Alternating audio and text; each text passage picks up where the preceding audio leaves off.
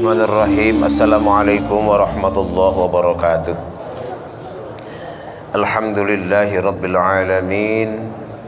Allahumma salli ala sayyidina Muhammad wa ala alihi wa ashabihi ajma'in. Amma ba'du.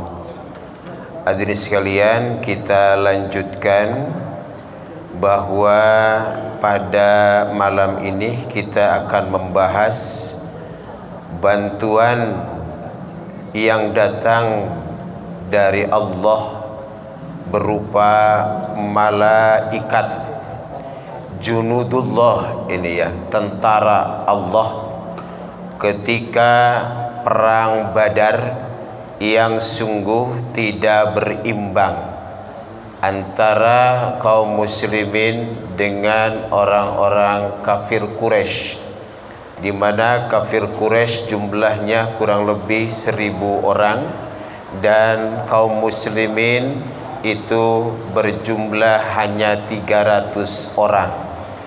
Dari sisi jumlah jelas tidak berimbang. Nah, jelas tidak berimbang.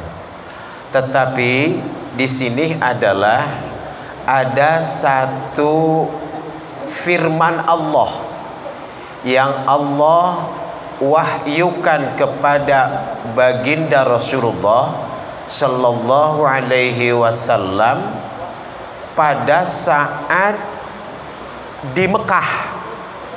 Nah, pada saat di Mekah, surat Al-Qamar ayat 45 itu turun. A'udzubillahi minasyaitonirrajim. Sayuhzamul jam'u wa yuwallunad dubur. Dalam surat Al-Qamar tuh. Jadi golongan itu pasti akan dikalahkan dan mereka akan mundur ke belakang. Itu janji Allah. Nah, kapan itu janji itu bisa terrealisasi? Pada saat itu dalam tafsir Ibnu Katsir dijelaskan, kalau tidak salah ini ya, Umar bin Khattab sampai bingung dengan surat Al-Qamar ayat 45 ini. Apa maksudnya ini? Baru Umar ibn Khattab bahwa itu sadar dan benar ketika Rasulullah keluar dari tenda. Pada saat perang Badar beliau pakai baju besi. Itu beliau membacakan surat ini. Sayuhzamul jam'u wa yuwallunad dubur. Terus dibacakan oleh beliau itu seperti itu. Pasti golongan itu adalah apa? Pasti akan dikalahkan. Sayuhzamu ini adalah sigotnya apa? Fi'il mudhari majhul. Sayuhzamu akan dikalahkan. Tuh, sa di sana adalah menunjukkan kepada akan datang. Sa sin. Ciri apa? Fi'il mudhari. Sayuhza'u asalnya yuhza'u. Pakai sin, akan tuh dikalahkan, tapi waktunya memang tidak terlalu lama. Nah, ini adalah sayuhza'ul jam'u. Pasti golongan ini akan dikalahkan. Bahwa baru Umar ibn Khattab sadar, oh ini yang dimaksud. Bahwasannya golongan ini adalah kafir Quraisy akan dikalahkan. Wa yuwallunad dubur, dan mereka akan dipukul mundur lah itu. Jadi mereka lari. Nah, dari perang Badar itu karena apa? Kalah. Nah, di sini adalah bukan tidak ada alasan bahwasannya Rasulullah seyakin-yakinnya dengan janji Allah itu akan menolong kaum muslimin. Ternyata itu adalah benar. Satu ketika kan Rasulullah itu diserang ngantuk, Pak. Ngantuk Rasulullah itu. Tapi tidak lama, hanya sejenak saja ya, sebentar saja. Nah, tiba-tiba beliau mendongakkan ke atas bahwa ternyata di sana ada ciri-ciri yang pernah dulu beliau alami ketika pertama kali, saat-saat pertama beliau diangkat oleh Allah menjadi nabi dan rasul. Ternyata di sana adalah ada siapa? Malak Jibril. Maka Rasulullah itu adalah menyampaikan kabar gembira kepada Abu Bakar As-Siddiq. Wahai Abu Bakar, bergembiralah. Ternyata di sini adalah Allah menunaikan janjinya bahwa akan ada bala bantuan berupa tentara dari langit, katanya. Pasukan itu adalah yang dipimpin oleh Jibril, malak Jibril alaihi salam. Dan di sini adalah bahwa dikatakan malak Jibril itu adalah dilihat oleh baginda Rasulullah Sallallahu Alaihi Wasallam. Malak Jibril memegang tali kekang kuda yang ditungganginya. Di mana? Di atas gulungan-gulungan debu. Nah itu. Jadi mungkin orang lain memang tidak akan melihat, tetapi Rasulullah Sallallahu Alaihi Wasallam melihatnya. Nah selanjutnya, ini berapa jumlah malaikat yang diturunkan oleh Allah? Ini dalam surat Al-Anfal ayat 9. Ini dijelaskan, anni mumiddukum bi alfim minal malaikati murdifin. Nah di sini adalah sesungguhnya aku, kata Allah, akan mendatangkan balat bantuan kepada kalian dengan 1000 malaikat. Sebetulnya jangan 1000 ya, ku hiji oge 1000 daku malaikat wah tuh. Ini 1000 malaikat diturunkan oleh Allah Subhanahu wa taala untuk apa? Untuk ini mendampingi kaum muslimin. Nah, hadirin sekalian, maka di sini adalah baginda Rasulullah keluar memakai baju besi, dan beliau mengambil mengambil dilemparkan kepada muka-muka orang-orang Quraisy di sana. Dan di sana adalah yang terjadi setelah itu ketika lemparan Rasulullah, yaitu dengan mengambil segenggam pasir itu, menjadikan orang-orang kafir Quraisy itu adalah tidak berdaya. Maka dengan mudah dilumpuhkan orang-orang yang terkena oleh pasir itu. Kenapa seperti itu? Lihat dalam surat Al-Anfal ayat 17. Wa ma romaita idz romaita walakinnallaha roma. Dan bukanlah romaita, engkau yang melempar, idz romaita, tatkala kamu melempar, walakinnallaha roma, tetapi Allah lah yang melempar. Hadirin sekalian, ini kalimat ini sering dibuka nama. Itu adalah para ajengan dulu, para kiai itu, apalagi zaman Belanda, zaman Jepang. Ini kalimat sok di puasaan sok di puasaan. Surat Al-Anfal ayat 17. Wa ma romaita iz romaita walakinallaha roma. Itu membawa pasir pleng gitu. Jadi itu adalah itu adalah pasir yang sudah didoaan gitu, itu akibatnya itu subhanallah. Jadi akibatnya kepada musuh itu wah luar biasa, tidak berdaya Jadi wa ma romaita iz romaita walakinallaha roma. Nah itu yang sering diijazahkan lah gitu ku ajengan teeta. Kalau mau diamalkan mangga silahkan Pak. Nah gitu, tapi harus mencari dulu sahibul ijazahnya. Nah gitu kan, sahibul ijazahnya. Ini untuk dulu ketika zamannya penjajahan, ini diijazahkan oleh para ajengan, para kiai itu kepada santri-santrinya. Wa ma romaita idz romaita walakinallaha roma. Tetapi ketika kita membaca hadis yang lain, ini kan bala bantuan dari Allah untuk orang-orang mukmin pada saat itu. Wabil khusus wa ma romaita idz romaita walakinallaha roma, itu ditujukan khitabnya kepada baginda Rasulullah sallallahu alaihi wasallam. Ada kata-kata romaita. Romaita itu anta domirnya, berarti kepada baginda Rasulullah sallallahu alaihi wasallam. Seandainya kita mau mengambil itu adalah hadis tentang masalah keutamaan sebuah amalan, maka ketika kita melaksanakan berbagai amaliyah yang sifatnya sunnah, nah, sunnah, maka di sana adalah mereka berarti termasuk orang-orang yang didekatkan oleh Allah. Ketika orang tersebut sudah didekatkan oleh Allah, maka lisan, ya, ketika mengucapkan sesuatu itu adalah lisannya yang berbobot kalimat-kalimatnya.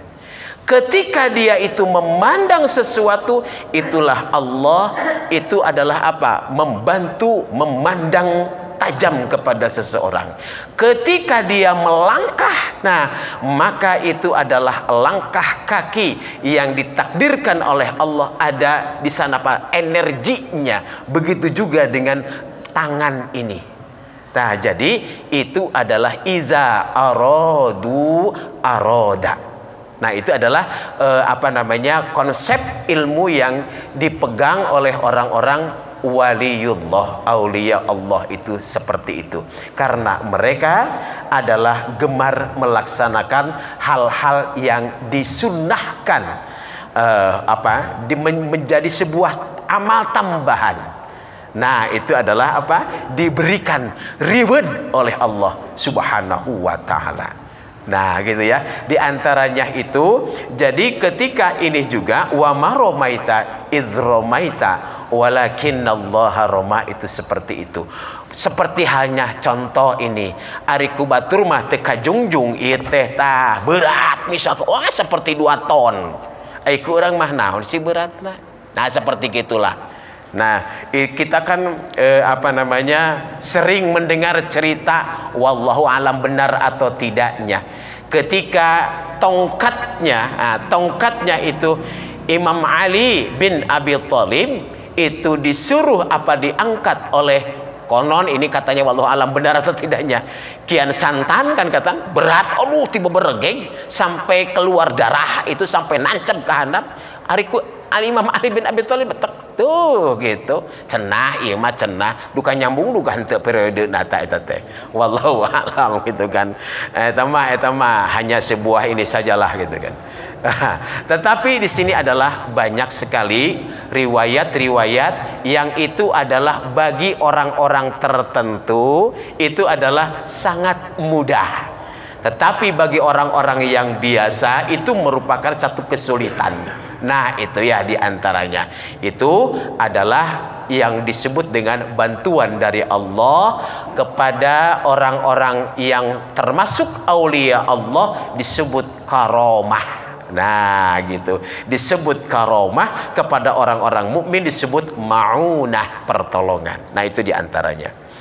Hadirin sekalian yang Allah muliakan, bahwa ketika itu adalah turunnya balad bantuan junudullah. Nah, tentara Allah itu adalah diturunkan untuk membantu kaum muslimin. Maka di sini adalah baginda Rasulullah sallallahu alaihi wasallam langsung mensupport, memberikan satu semangat kepada kaum muslimin.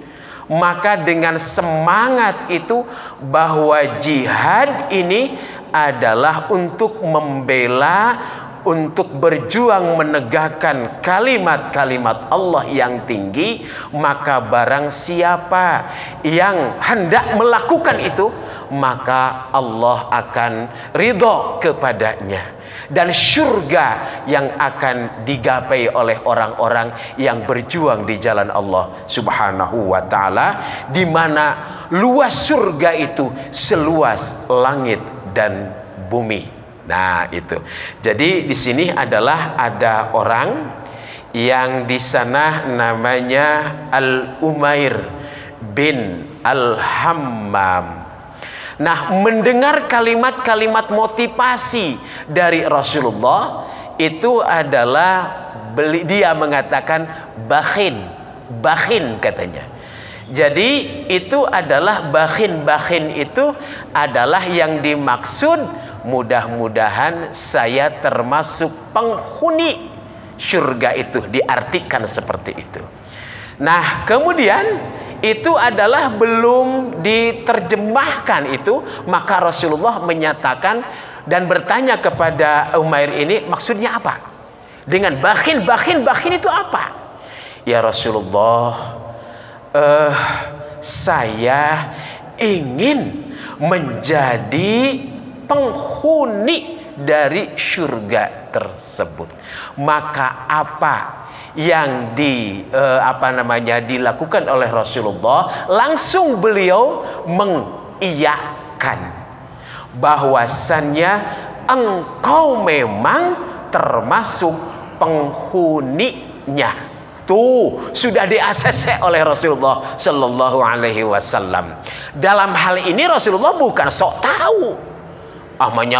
Apa Rasulullah di mana atau di mana?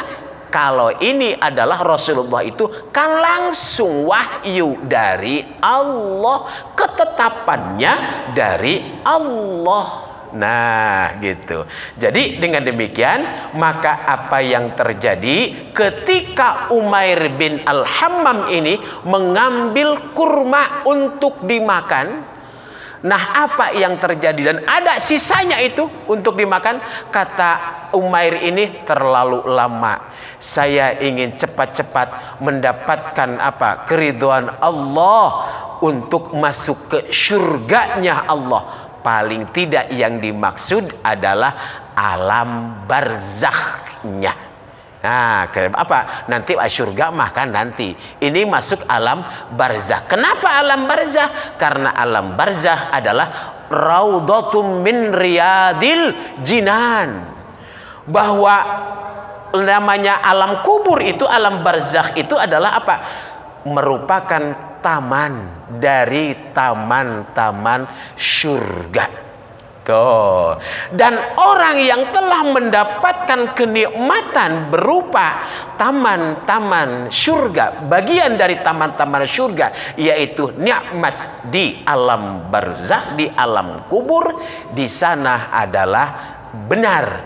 Nanti kesananya itu akan dimasukkan oleh Allah dengan rahmatnya, berada di alam di surganya Allah, dimasukkan ke surganya Allah.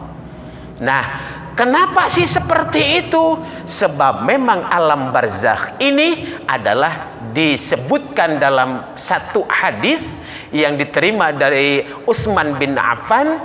Beliau adalah menjawab pertanyaan sahabatnya. Wahai Utsman, ketika ditanya diceritakan masalah surga dan neraka, tidak gembira, tidak takut. Tetapi ketika diceritakan masalah alam barzakh, alam kubur, engkau nangis. Kenapa? Al-qabru awwalu manzilin min manazilil akhirah. Karena alam kubur itu adalah salah satu pintu pertama dari pintu-pintu nanti yang akan dilalui di yaumil qiyamah. Ketika pintu yang pertama, alam kubur ini, alam barzakh ini sukses, gitu, mudah untuk dilalui pintu pertama, maka pintu-pintu yang lainnya nanti akan lebih mudah. Al-aisar, bahasanya aisar, lebih mudah nanti dilaluinya. Tapi ketika ini alam kubur ini pintu pertama sulit untuk dilalui, susah untuk dilalui, maka pintu-pintu kedepannya nanti lebih sulit, lebih sulit nanti dilaluinya. Nah, itu kan. Jadi dengan demikian di sini adalah bahwasannya alam barzakh itu diantaranya ketika mendapatkan nikmat kubur, bisa menjawab pertanyaan mungkar dan nakir. Insya Allah kesananya apa? Akan lebih mudah. Sekali lagi, al-qabru awwalu manzili min manazilil akhirah, dan itu adalah raudhatun min riyadil jinan. Atau alam kubur itu adalah merupakan hufratun atau hufratan min hufarin niran. Itu adalah apa? Seberkas api dari api-api yang nanti disediakan oleh Allah di neraka. Nah, itu jadi di sini adalah persekotnya di mana? Di alam barzakh itu nanti. Maka di sini adalah ketika kita itu adalah sekarang dihadapkan pada orang-orang yang membutuhkan doa, ya katakanlah dalam doa ketika sholat mayit atau apa, itu adalah fa'akhlisu. Nah, doa katanya itu ikhlaskanlah dalam berdoa, sangat membantu orang-orang yang telah wafat. Nah gitu. Selanjutnya, maka tidak lama kemudian Umair ini adalah langsung loncat dengan apa? Dengan tidak memperdulikan lagi kurma yang ada tersisa, yang mau sisa itu sisa tidak habis dimakan. Terlalu lama katanya. Udah saya mas sekarang mau berperang ke tengah medan perang. Akhirnya bahwasanya Umair bin Ibnil Al-Hammam ini adalah gugur. Nah, itu adalah syahid di jalan Allah Subhanahu wa taala, beliau gugur. Nah, itu yang pertama. Kemudian yang kedua adalah Auf bin Al-Haris. Kemudian di sini Auf bin Al-Haris bertanya, "Ya Rasulullah, apa yang membuat Rabb tersenyum terhadap hambanya?" Ini motivasi dari Rasulullah, semangat ini menggelora dalam diri Auf al-Haris. Kata Rasulullah, jika dia menjulurkan tangannya ke tengah pasukan musuh tanpa mengenakan baju besi. Jadi di sini tidak memakai baju besi, kan namanya baju besi itu sebagai apa? Pelindung ya, pelindung. Nah, gitu. Kalau dalam baju istilah kita itu yang besi di sini teh tameng, tameng ya, tameng zaman dulu itu. Nah, ini adalah tidak menggunakan itu. Dan Auf al-Haris itu adalah seperti halnya dilakukan oleh Al-Umair bin Al-Hammam, bahwa dia juga syahid, terbunuh. Nah, ketika pada saat itu adalah perang Badar. Hadirin sekalian yang Allah muliakan, maka di sini adalah ada satu orang yang itu adalah menyerupai itu Suraqah bin Malik bin Ju'shum. Ternyata dia itu adalah iblis laknatullah yang menjelma sebagai seorang yang namanya Suraqah bin Malik bin Ju'shum. Dia itu adalah lari ketika telah mengetahui siapa di balik pasukan kaum muslimin. Nah, maka dia itu adalah lari terbirit-birit, dan setelah dia itu adalah bertemu dengan salah seorang pasukan dari kafir Quraisy. "Hei, Suraqah." Nah, itu dipanggilnya Suraqah. Pada wujudnya Suraqah, padahal si iblis ya teteh. Nah, kenapa kamu lari? Kamu tidak mengetahui satu pasukan yang tidak kamu lihat bijunudil lam tarauha. Dalam surat apa itu? Ada Al-Anfal kalau nggak salah apa itu. Jadi ada satu pasukan yang tidak kamu ketahui, yaitu adalah pasukan malaikat. Nah, itu adalah tidak mau berhadapan dengan seperti itu. Nah, maka dia adalah terbirit-birit lari sampai di sini dikatakan bahwa dia itu adalah menceburkan diri ke laut. Si Suraqah itu si iblis padahal mah berbentuk Suraqah. Nah, itu hadirin sekalian, dalam surat apa, Al-Baqarah kalau tidak salah, bahwasannya memang itu adalah jin itu. Nah, berbentuknya ada yang jin itu adalah dulu waktu berasalnya dari jin ya. Itu adalah iblis, itu adalah minal jinni, pada waktu disuruh oleh Allah sujud kepada Nabi Adam. Nah, gitu kan, itu tidak mau, akhirnya diusir. Nah, si iblis itu, dan itu dilemparkan Pak oleh malaikat. Itu dalam tafsir Ibnu Katsirnya, itu yang pertama adalah ke puncak gunung dan satu lagi ke dasar laut. Nah, itu dalam Ibnu Katsir itu ada ceritanya, surat Al-Baqarah kalau tidak salah itu ya, tentang penciptaan Adam diutus menjadi khalifah. Nah, ternyata benar, ini nyambung dengan apa yang ada dalam Sirah Nabawiyah ini, bahwasannya dikisahkan si iblis yang berwujud Suraqah itu menceburkan diri ke laut. Nah, itu kalaulah bukan si iblis, misalkan manusia, nggak mungkin Pak menceburkan ke laut nahaonan kan gitu, bunuh diri itu kan bunuh diri gitu.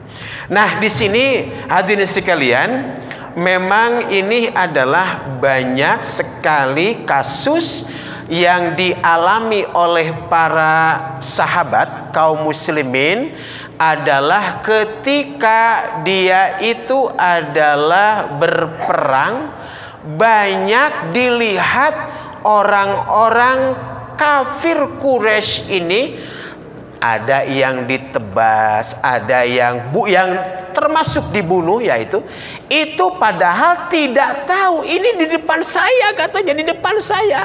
Ini tiba-tiba tangannya putus, kakinya putus, lehernya putus, nggak tahu siapa yang menebasnya. Nah, itu.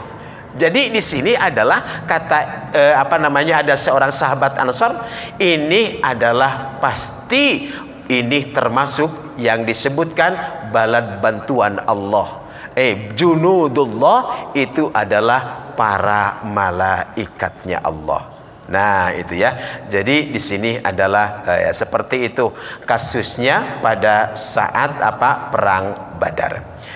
Hadirin sekalian, bahwasannya dengan perang Badar ini ada satu saat bahwa Rasulullah langsung memimpin itu dan menjadikan ini orang-orang kafir Quraisy pada saat itu sudah 70 orang tokoh yang terbunuh. Jadi kemudian di sini adalah orang-orang kafir Quraisy langsung apa? Dia itu balik. Wah, ini dikatakan wayuwalluna dubur. Ini adalah balik ke belakang, artinya lari kemana? Pergi ke Mekah lagi kembali. Nah, di sini adalah yang masih ada, dan itu adalah istilah kita salah tingkah. Geus beda rasa. Siapa? Hanya ada satu tokoh di antaranya, Abu Jahal. Nah, Abu Jahal ini adalah masih tetap memperlihatkan kesombongan dan kecongkakannya. Tahu Utsbah bin Rabi'ah sudah pada Sudah pada meninggal, sudah pada mati. Kemudian Al-Walid juga sudah pada mati. Nah, di sini adalah kata dia, demi Lata dan Uzza kita tidak boleh Tidak boleh mundur. Hadirin sekalian, bahwasannya dikisahkan ada sahabat Rasulullah yang bernama Abdurrahman bin Auf. Abdurrahman bin Auf itu adalah mengisahkan tatkala aku di peperangan Badar itu. Nah, maka di sini aku melihat ke sebelah kiri dan ke sebelah kanan, dan di sana ada dua orang pemuda.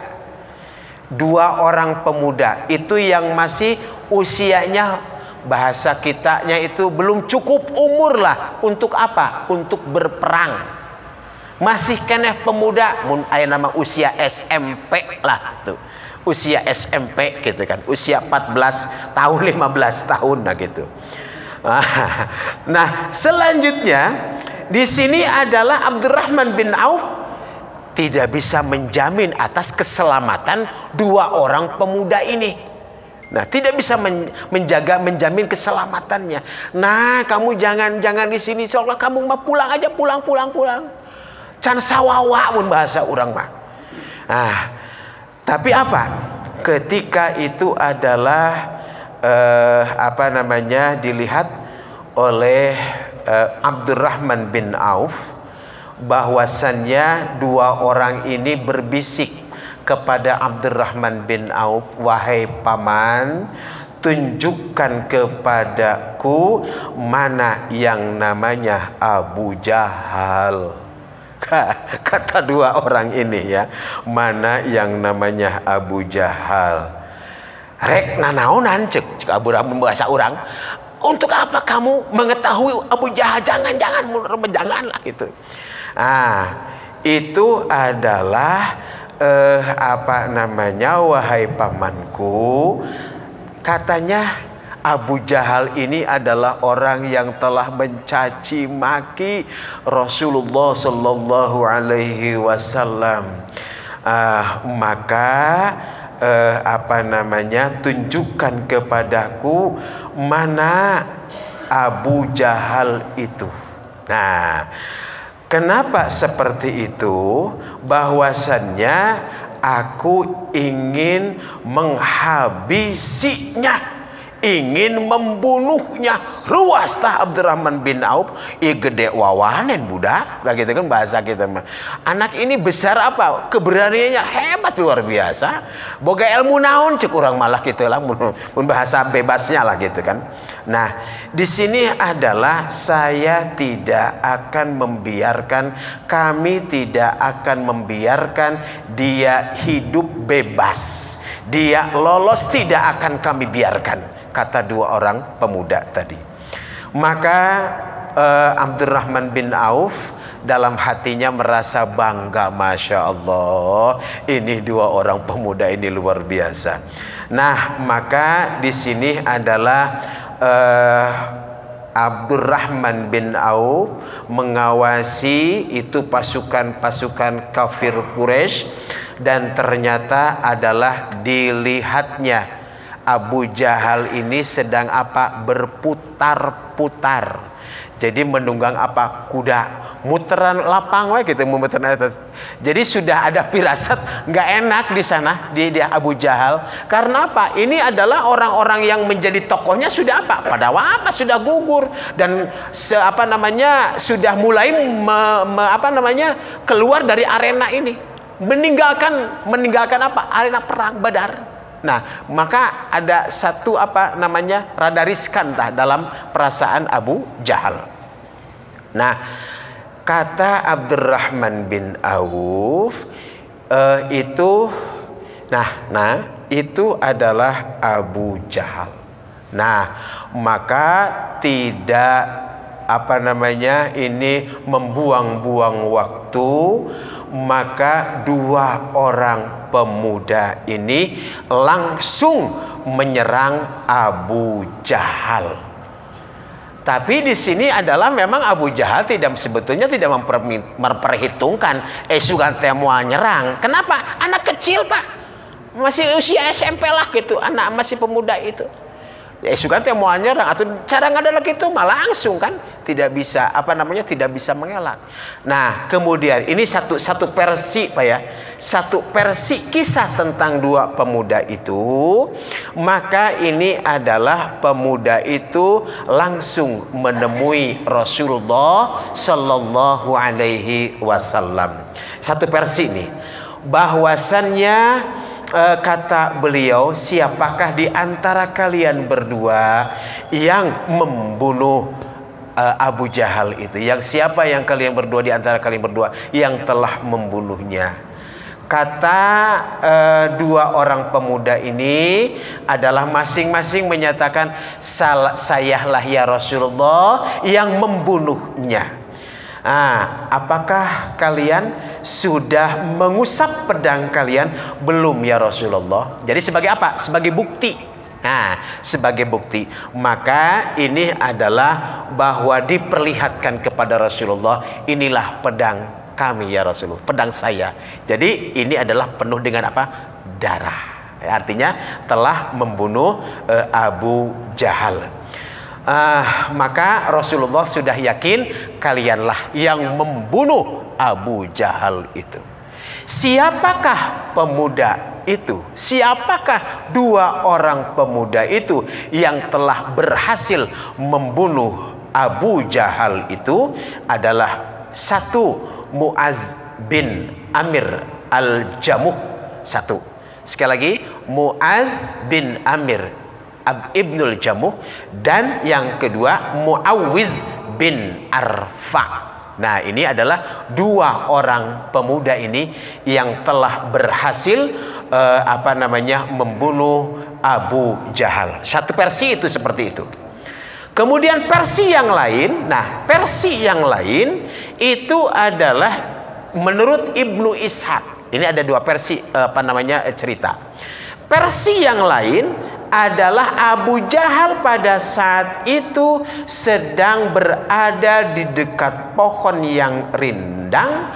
Kemudian itu berbaur dengan orang-orang kafir Quraisy. Di sana adalah